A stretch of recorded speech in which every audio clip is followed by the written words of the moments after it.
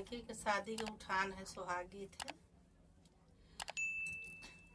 तोड़ीला करैला पाती लिखिला बिरोग जी, कवने कारण स्वामी घर नाही आया जी, कवने कारण स्वामी घर नाही आया जी।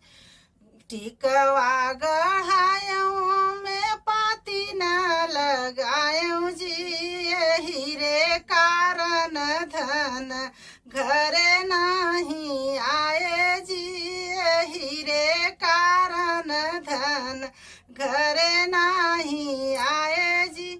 तोड़ीला करैला पाती लिखिला बिरोग जी, कवने कारण स्वामी घर नाही आया जी।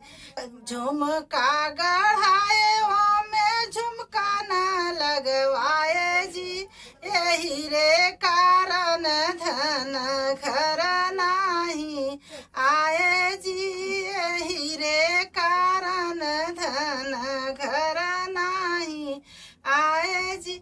हरवा गढ़ाए माला कितना लगवाए जी, यही रे कारण धन घर नहीं आए जी। तोड़ीला करैला पाती लिखिला बिरोग जी, कवने कारण स्वामी घर नहीं आया जी।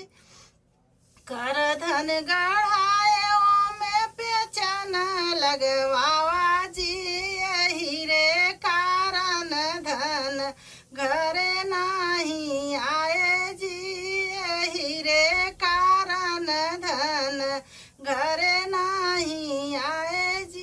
कंगना गढ़ाए मन नगन लगवावा जी, यही रे कारण धन घर नहीं आए जी।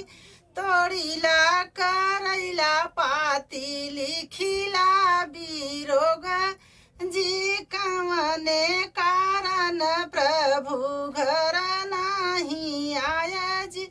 पैजन गढ़ाए में घुघरू न लगाए जी, यही रे कारण धन घर नहीं आए जी, यही रे कारण धन घर नहीं आए।